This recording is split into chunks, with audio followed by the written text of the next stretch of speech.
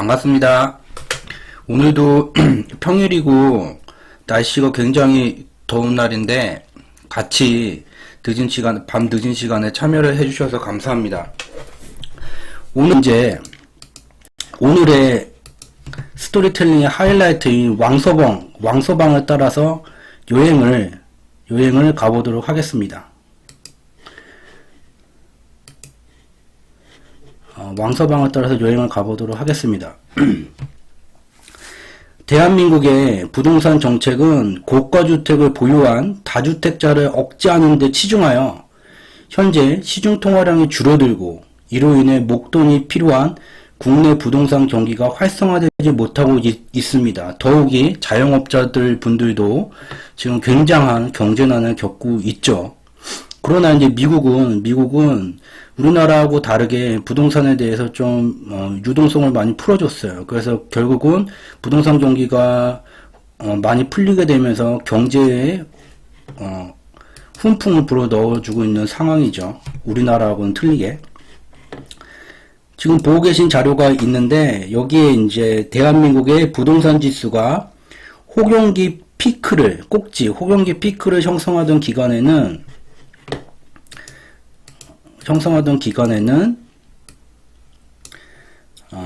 M1, 그러니까 시중통화량 전년 대비 증감률이 30% 수준을 넘는 그러한 상황을 나타냈어요. 여기 다 봐보면 이렇게 대한민국 주택가격의 피크를 만들 때는 이러한 통화량 증가가 나타냈고요.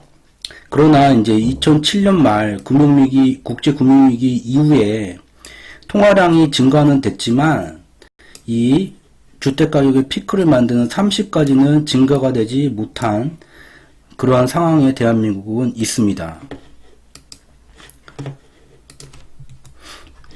통화량이 충분히 공급이 되면 시중에서 통화가 돌고 도는 유통속도가 높아집니다. 상업은행을 거쳐 부동산 및 설비 투자와 연관된 부문을 비롯해 각종 투자가 필요한 곳으로 돈이 흘러들어가게 됩니다. 이를 통해 늘어난 부는 다시 상업은행으로 돌아오고 상업은행의 대출 여력은 더 커지며 이런 방식으로 자본주의에서 부가 증식됩니다. 현재 유통속도가 크게 지금 감소해 있죠. 유통속도가 크게 감소한 상황입니다. 시중통화량의 임계치를 넘어서는 전년 대비 30%가 넘어서는 그러한 시중통화량의 공급이 요구되는 상황입니다. 그러나 국내 통화량을 정부 정책으로 옥죄이더라도 해외에서 유입되는 투자자금이 증가하게 되면 환율 안정을 위해 유입되는 외화만큼의 원화를 어쩔 수 없이 강제적으로 공급할 수뿐이 없습니다. 즉 국제 경제의 혹용기에 이머징 국가들에 유입되는 해외 투자 자본이 특정 정부가 자국 화폐의 통화량을 줄이더라도 이를 열리게 만드는 것이죠.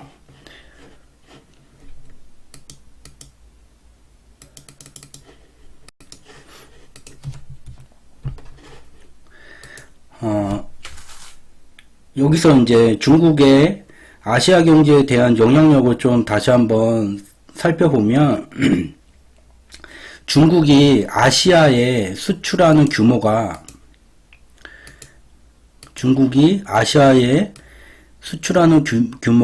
대한민국의 1년 GDP만큼 돼요. 그리고 아시아로부터 수입하는 규모도 대한민국의 GDP의 한 3분의 2 정도를 차지를 합니다. 이 정도로 중국이 아시아 경제에 대해서 굉장한 영향력을 갖고 있는데요. 여기 보고 계신 이 그림에서 파란 선은 파란 선은 중국의 시중통화량 전년 대비 증감률, 빨간 선은 중국의 GDP 전년 대비 증감률을 나타내고 요 연두색 선은 베이징의 주택가격이에요. 주택가격 전년 대비 증감률이에요. 그래서 여기를 보면 이 파란 선 증감에 따라 즉각적으로, 이 파란 선 증감에 따라 즉각적으로 반응을 보이는 게 연두색 선이에요. 즉, 주택가격이죠. 그러니까 통화량의 변화에 따라서 즉각적인 증감의 변동을 보여주는 게 주택가격입니다. 그래서 파란 선에 시중통화량 전년 대비 증감률을 보면 2007년 국제금융위기 여파로 2009년경 약 7% 수준, 7% 수준까지 하락을 했었는데요. 2012년에서 15년 기간과 2018년 4월에는 국제금융위기보다 위기였던 때보다 더 지금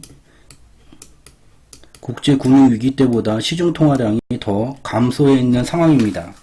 이는 2012년 이후에 경기 부양을 위해 시중통화량을 증가를 하자 중국의 부동산 시장이 과열되면서 주택가격 상승의 전년 대비 6% 수준이 넘는 과열이 나타났고, 중국 인민은행은 완급 조절을 위해 시중통화량을 조절하는 과정에서 시중통화량이 전년 대비 2007년 말 국제금융위기 수준에 도달을 한 것입니다. 그래서 현재도 봐보면 2016년도 이후에도 통화량을 증가를 시키자 이 주택가격이 또 과열이 돼요. 그러니까 여기에 이제 브레이크를 걸기 위해서 또 급격하게 중국 인민은행이 시중통화량을 지금 줄여놓은 상태입니다.